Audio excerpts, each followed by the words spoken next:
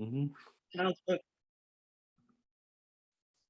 I'll do a quick intro. You're good to go? Excellent. Hello, everybody. Welcome to the Talk to Danielle podcast. I am your host, Danielle C. Baker, and today we're going to be talking to Promise Mangum. And I'm sorry if I say that the wrong way. English is not my first language. Okay, right. Most people say Mangum.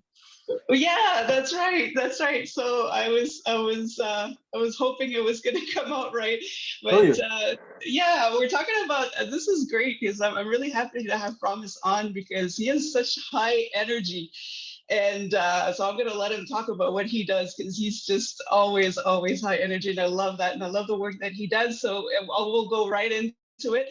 And for those who are watching, just follow, subscribe, like, and that way you'll get access to all the other podcasts as well. So tell us a little bit about your story. Tell us about who you are and what you do. Promise Mangum, born and raised in Pensacola, Florida. Moved up here to Winston-Salem, North Carolina about 10 years ago. Work with young people with developmental disabilities. Worked with my current employer, and he had a idea of having young people with developmental disabilities and people who take care of them play on the same team, actually participating, not unlike Special Olympics, and it was high energy, all that. That happened around 2017, 2018, 2019. Everything was cool. 2019, we really ramped it up really big. Had 8 basketball teams, 4 kickball teams, stuff like that. And we're going to do even bigger. And then COVID happened.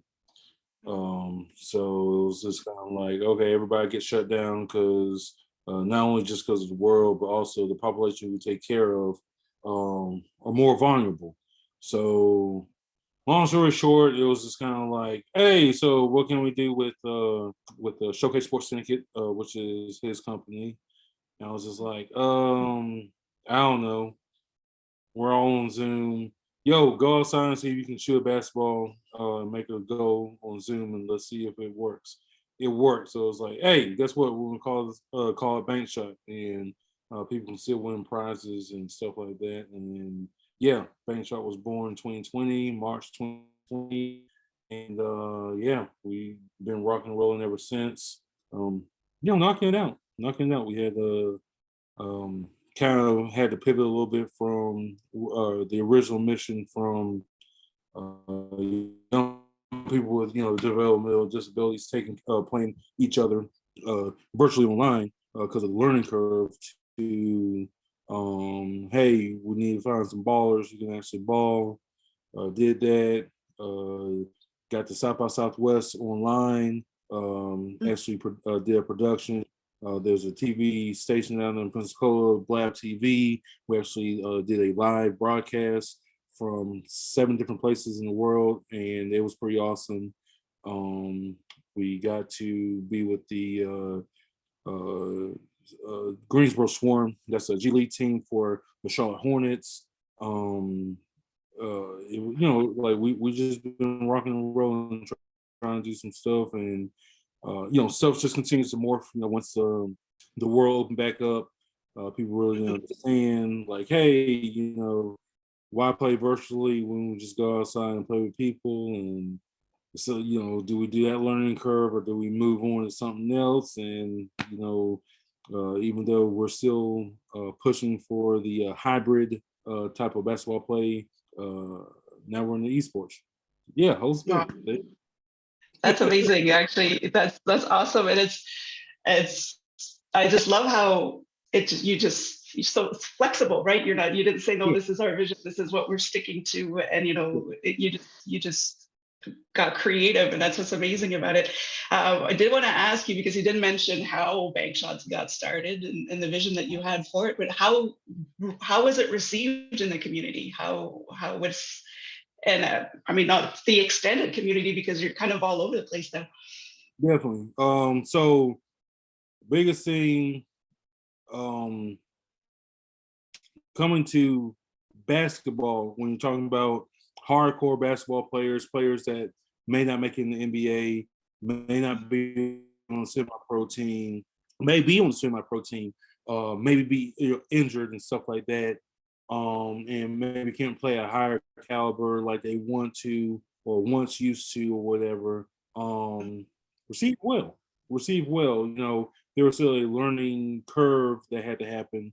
It's like, hey, it's kind of like Zoom, but you set the camera up and you play. We can still referee and stuff like that. So that was one of the challenges. But hardcore basketball players actually did it. Like I said, we first started off with college students, because college was still kind of sort of shut down. So we started off with them, but we kind of quickly found out that they're still, worried about school unless you're a hardcore basketball player. And you have to also realize this is the year before the NIL laws came to fruition, because we're giving out money, it said scholarships, it was still cash money. And we had to figure out, like, okay, well, if you're an actual basketball player at a HBCU, can you take these funds and stuff? Because, like I said, we were still in that right before the NIL laws happened. If you don't know what NIL is, naming licensing, where students can actually get paid off of their name, image, or license. And yeah, it was just kind of a weird space. So then we went to, like I said, I was on Instagram, going door to door. Hey, you're a basketball player, you want to do this? No, no, no. Or it's like, yeah, that seems pretty interesting, and nobody show up or whatever. But I started getting the ball rolling, people started seeing it and understanding it a little bit more. And it actually turned out really well, especially with the one that we did in March for South by Southwest. We had 6 people show up, 2 from North Carolina, 1 from Maine, one from Boston, and 1 from Alabama, and 2 other people from Florida. So it was a really good experience. But keeping it going was still kind of like tough, especially like I said, because like around March, April 2021, slowly stuff started opening up, especially down in Florida. So it was just kind of like, hey, can we pivot, or should we still do what we're doing right now? So that's how that started, or that's how that happened. There's a lot happened in such a little short time. That actually leads me to my next question, because I know when we start something new, we're all excited, like we're going to change the world, we're going to change how people play and stuff like that. And then one of your massive obstacles was COVID, and then some changes. So can you share a little bit of some other obstacles that you had to face and kind of work around that? Like I said, the biggest thing was there's a window of opportunity that happened during COVID. And like, since this came out of COVID, I don't know if people keep up with, trends and stuff like that, or business stuff. A lot of the companies that did really well during COVID aren't doing well right now, because, the world's open. And goes up what you're saying about being flexible. It's like, okay, cool. Well, not super lot of money has been sunk into this, so we should be able to pivot. Not super. We don't have thousands or hundreds of people who work on this or whatever. We can actually pivot fairly easy and continue to push. So that was one of the biggest obstacles right there. Secondly, learning curve. Getting to, like I said, hardcore basketball player, they may not know what Zoom is. It's just, it's fast. They if you're a hardcore basketball player, you're thinking about basketball. You're not thinking about the office stuff, nothing about back end stuff. Even if you're at work or whatever, you may not use Zoom. You may not use a video platform like this. With IG, Instagram, Facebook, or whatever, when you go on live, it's usually one person. That person's going live or whatever. You might be able to have 2 people in there, but it's just like it's still a big learning curve. And it's like, do we try to fight through that learning curve, or do we say, hey, let's move and pivot? So those those were the biggest challenges right there that we Yeah. had company. And like I said, now it's just like um, those those those obstacles became opportunities because one thing that we did figure out, hey, if you're a hardcore basketball player, 90% of the time, if you're thinking about basketball, you're going to have a PS4, PS5, Xbox, and you'll be playing a basketball game, which is going to be 2K. And it Yeah. really built out, um, is I'm not a gamer, but the community, one thing I have to say is listen to your community, listen to Mhm. what people are saying, or just take notice. Hey, we like to play basketball, okay, but we also like to play video games. Okay, cool. And what we found out is like a lot of people don't understand that like the NBA actually has a full-fledged league. Each player who plays in there guaranteed $35,000 for the season. Season only 4 months, and you're playing basketball. Mhm. You're playing 2K, plus prize money. So it's like, okay, where's the connection for that? Where's the connection for that? Most people are like, okay, are we a competitive player? And it's like, no, we just play casually online. But yeah, and still they're putting up $300 for a game, $500 for a game, Mhm. or whatever online. And it's like, we could probably get into that.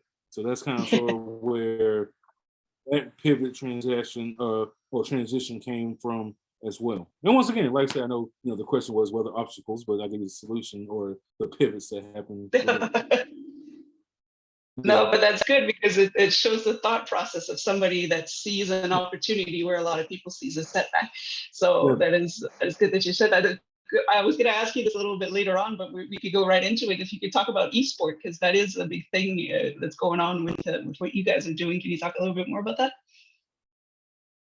yeah. So one of my good friends, Jefferson Dashy Gaming, what's up? Um, he is he started his company, and he wants to open up an esports lounge, an esports arena here in Winston. Mhm. Um, and, I was like, okay, cool, that's great. And what happened was, while he was trying to figure that out and stuff, I was like, hey man, doing bank shot stuff, figuring out like, hey, everybody likes 2K or whatever. You know, let's just go to the community center and see if we can do a 2K night or whatever. Literally turned into, because me being a big idea person, turned into, hey, we're going to do this, but we're going to do it every other week for the next 3 months or whatever. And the city liked it, the kids liked it, and really built that out like that. So with that being, or with that happening or whatever, I was like, hey, can we just make this a league? A semi-pro league, at least. Now, the difference between just having a tournament versus a semi-pro league is the fact of the players in there, they get paid. Just like any Mhm. other, whether you talk about NBA or whatever, I'm going to make sure that, if you're playing that night, you're going to have a base salary. Um, where's the money come from? Don't know yet, but whatever. Because like I think the overall goal is to be legitimate, make sure that people understand, like you have a path to get to that next level that you may not even know about. Um, back to like I said, we're doing it for the teenagers, but I was just like, hey, dudes, my age, 38, or 25, I'm looking at that age of 25 to 38 or 40 or whatever, who are quote Yeah. unquote still young, still out there on the courts or whatever, still play Yeah. video games, um, like to really show like, hey, we can actually do this and actually make a big push for this versus how, like I'm saying, like with other competitors, where it's like, hey, we're going to do esports, but we're going to keep it with high school. We're going to keep it with college folk or whatever because we know that that's an easy path. Let's you know, we got 25, 30, 35 year olds or whatever who are out mad on the sticks. But they're mad on the sticks. They're also on the 2K league. So it's like can we shake that up? And that's my thinking on that. It's coming to that. Yeah. It's a real big deal when it comes to people forget. Like, okay, it's a nice, it's a fresh new thing. Everybody needs to jump. When you get older, it's like, hey, wait a second, let's see how this plays out. And it's like one of those things where me really thinking about that is like, yeah, everyone's here in this teenage area or this, young adult area, but it's like we have a little bit more, older folk, like we have a little bit more, knowledge, like I know I can play. Okay, I can actually be on and feel comfortable, feel good, or whatever. And nobody's going after that market. Well, yeah. maybe that's what we need. So that was my whole thinking on the esports stuff. That's amazing. Yeah, and then you said it again. It's just finding that opportunity where a lot of people are not even looking at it. So that's amazing. And it does bring me to that you're kind of rolling it. It's awesome. This is really easy on me. But you often talk about working out the norm. Mm-hmm. And it has its advantages, working out of the norm, not following what everybody else does. And so you've talked about some of the advantage, but can you add to it? Like, what advantages are you seeing? What opportunities are opening up to you because you're thinking out the norm?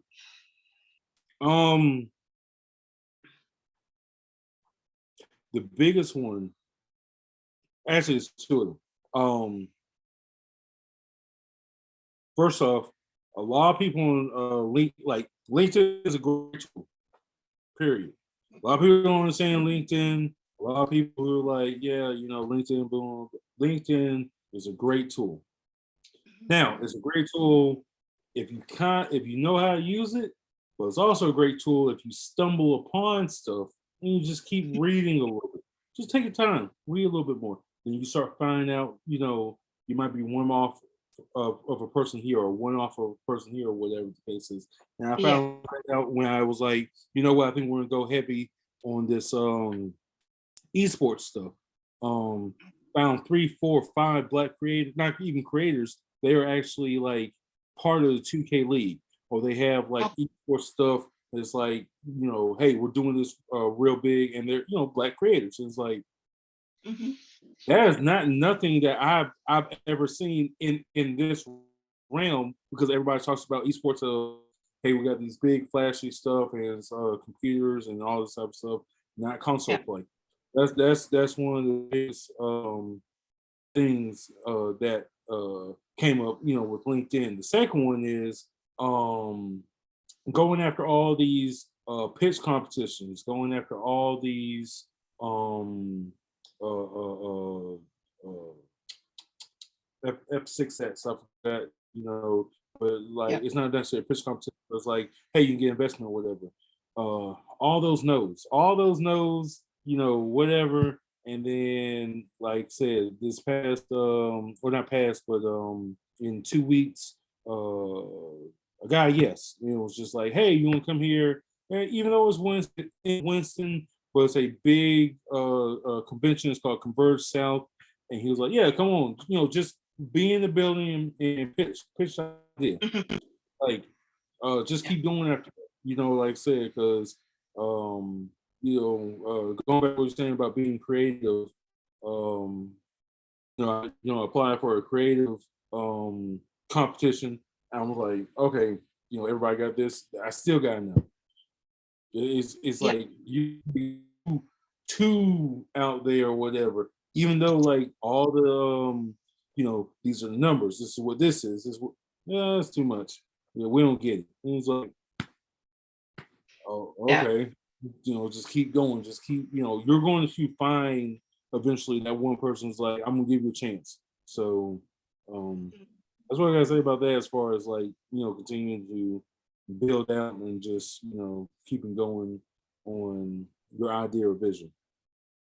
Yeah. Because and it's a good thing you brought up the pitch competitions. A lot of people don't think about it, but it is a great opportunity to put your business out there, to put your idea out there and get some funding. Like you said, you may get a lot of no's, but it gives you that practice, and you meet some people along the way. You may not win that competition, but you may make a contact that is going to be Yeah. helpful later down the road. So it's a good thing that you mentioned. And I definitely want to say shout out to the first pitch competition. Well, not the first one, but the the one that really changed the trajectory of bank shot. Definitely Startups on the Block. Startups on the Block down there in Pensacola, Florida. Yeah. Boy, love you, bro. Like, I ain't gonna say this lie. Like, he was like, hey, promise, like, just do it. Just do it. I think you have the charisma. I think you have the idea. It's just enough out there to where it's like it's kind of far fetched, but at the same time, me being passionate about it and showing like, well, these are the steps I'm trying to do. Like doing that was like one of the best deals in the world. No, I'm not doing whatever, but yeah, that one was a trajectory because being out there in Yeah. Florida, and then moving back up here to North Carolina, where it's a bigger, it's a bigger part, but a lot of people is just like more in the tech. Even though we have a big community, about an hour and 15 minutes away down there in the Triangle, where UNC is, where Duke is, where NC State is. I'm over here where Wake Forest is, where NC State is, and A&T. So, oh yeah, and A&T. And then, like I said, about 20 minutes up the road, we have UNCG. They have an esports league now, or esports um, track, and High Point Mhm. University esports track. So it's like North Carolina's like getting real big in esports or whatever. So it's just kind of like, okay, let's continue to move here, but still keep an eye on the hybrid play. So Mhm. Yeah, I'm glad it's you. You mentioned Lloyd. I know we weren't going to talk about, but I was he's an I said, amazing person. Like he just opens up doors to people that you would never think you'd have that opportunity. And he's so passionate about it. He's just like, oh, yeah, we need to get people out there. There's ways to get business started, and he does so much for the yeah, community. So yeah, definitely a shout out. This is not planned. He doesn't know, but we're gonna do a shout out for him. That's right. Now, this show, one of the reasons why I do this show is a lot of it has to do with, talk about things that we wish we would have known earlier on in life, make our lives easier, and just to be raw really. and real about it. That you're always creating, you're always, talking to people, meeting people. How do you balance that with your personal life? You don't need to get personal about your life, but how do you find that balance between home life and this new venture? Understanding what my that's it. Like I said, I'm not here most of the time. Can't work on bench show like I really want to. Work 40 hours a week during the week. Plus on Friday and Saturday night, I work 12. So I work 7 days a week. Or what 40? Yes, 64 hours every week on a regular job. Then turn around and have to do family stuff and bank shot. Yeah, someone had to take a hit. And right now it's just like bank shots, like it's not on the back burner. Bank shot is very like we are. I'll say it like this: I'm making more strategic moves Mhm. because I don't have the time like that because balancing work and just a family life. I don't have the time to sit here and mess up on bank shots. So Mhm. it's very strategic. Um, Going back and I will say this, going back to something else previous about what you're saying about just being out there. Um, when I did the Hoops and Hip Hop Conference in May, didn't know it was Mhm. going to work. Didn't like I've never done a conference. I'm pretty much the only one who's putting it together. Um, production team ain't no production team. It was like a couple, my boys. Yeah. Uncle did the sound, and literally back on the Instagram. Yo, you want to perform? Hey, you want to do this? Hey, can you speak about this? And people just like, I like you. Yes, I like you. Yes, and it's like and it turned into a really big, nice collect. Fast forward, one of the dudes in there, he's with Good Up basketball tournament, big basketball tournament for FIBA. Hoop it up. I was like, yeah, we're going to do the Esports tournament, and it was like, and this is like after a big letdown from the city. I was trying to do a Juneteenth Classic. It was a basketball tournament. It didn't work out like horribly, and yeah, it was just like, okay, my homeboy hit me up because he was with Hoop It Up, and everything was, I was like, yeah, we'll come out there, bring a couple of PlayStation or whatever, and let the kids play around. Yeah. When I did the post, there's a company called XVX hit me up. I cannot tell you. I will say the name again.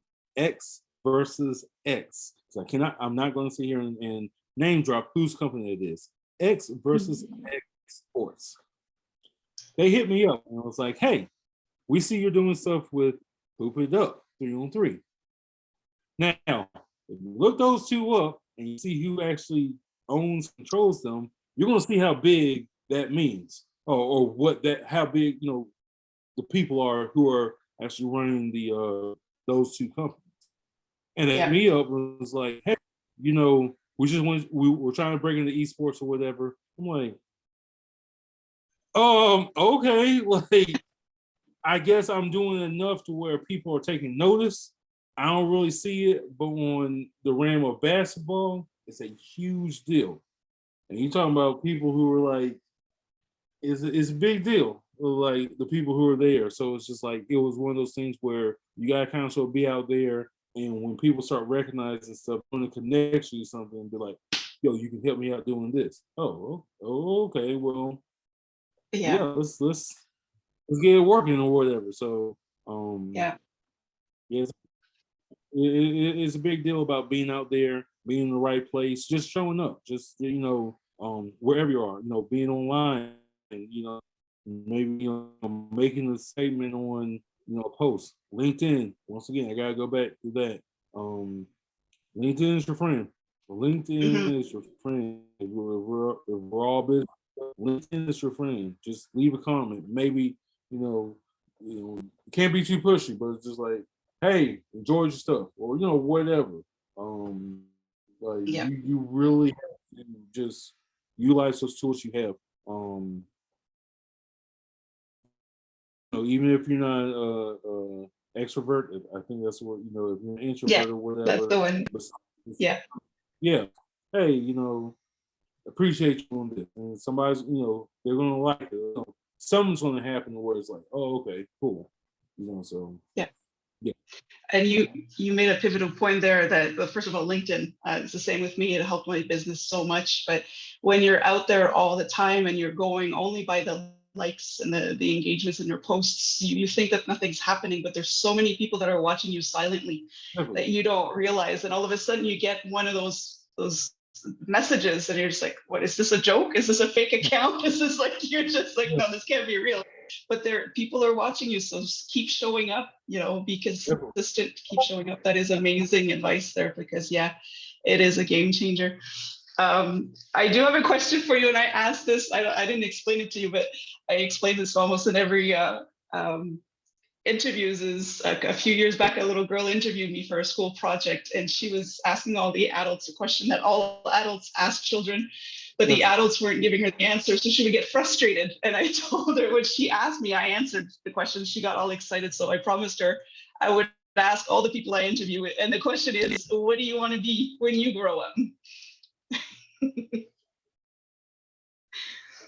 Influential, like honestly, influential. I want to influential. Like I want somebody. This is a personal story, and it actually happened. I want to say Saturday.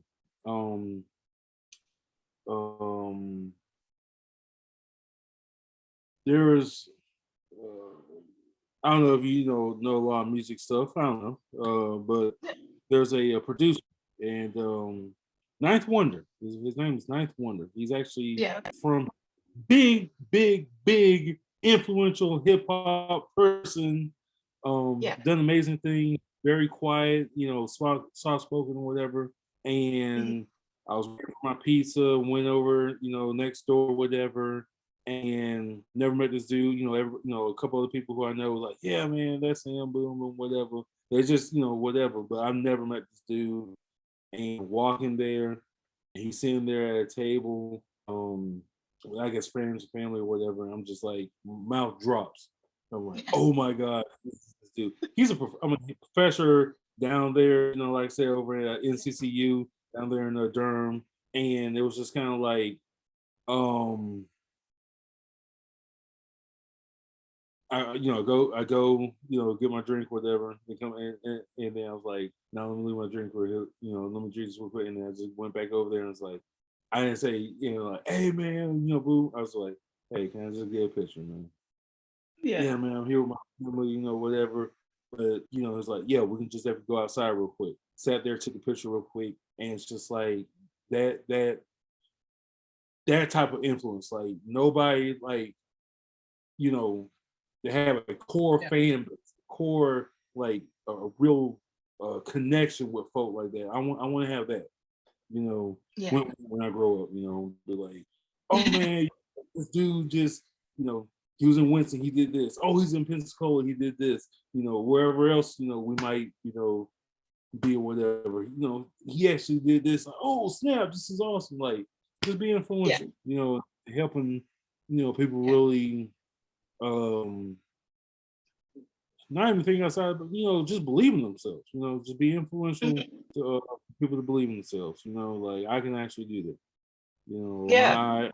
My idea is valid enough to where I believe it, and I'm going to continue to pursue this. So. Yeah, and you were definitely heading that way where you just leave a positive. But I'm never going to grow up. Well, that's the thing. That's it. But, like, I never want to grow up. I'm never going to grow up. So it's like, yeah. That's right. I always say I'm a grown woman trapped in a child. I'm a child trapped in a grown woman's body. But yeah, you never want to grow up. That's why I love asking that question, because we get so many different answers, and whatever you say now may change 5 years from now. So it's awesome. Yeah. So I'll before we leave, I follow you on social media, so I get to see all the work that you do and the energy you put in there. But how can people contact you? How can people reach you if they want to know more about what you do? All right, look, so usually all the other stuff or whatever, and people say check my IG. I'm gonna hit you first with this. Area code 850-398-0402. Again, it's area code 850-398-0402. If I don't pick up, send me a text. Yo, promise. This is such and such, and I found this podcast. We want to talk some business. Cool. Then everything else is Promise Mangum, PROMISEMANGUM, on all social medias. Then on the for Bank Shot, it's ATM Bank Shot. ATM BANKSHOT. That's it. Like,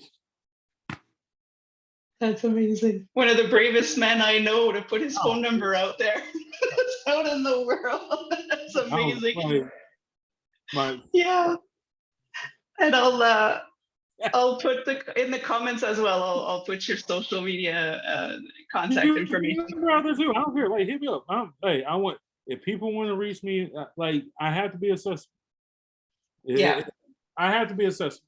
Like, why have this wall or whatever? Yeah. Yeah, exactly. So that's amazing. Thank you so much for coming on. You're doing amazing work, and it's nice to see how well it's moving forward. And it may not feel like it sometimes, but if looking at it from the outside, it's beautiful to watch. And I want to thank you for taking the time to meet with me today. And for everybody else who don't be afraid, keep the conversation going, and in comments what you think, and what you like from what Promise is doing for his work. And so just as an ending note, everybody, thank you so much for tuning in. Stay safe, stay awesome, and we'll see you soon. I know it. Peace.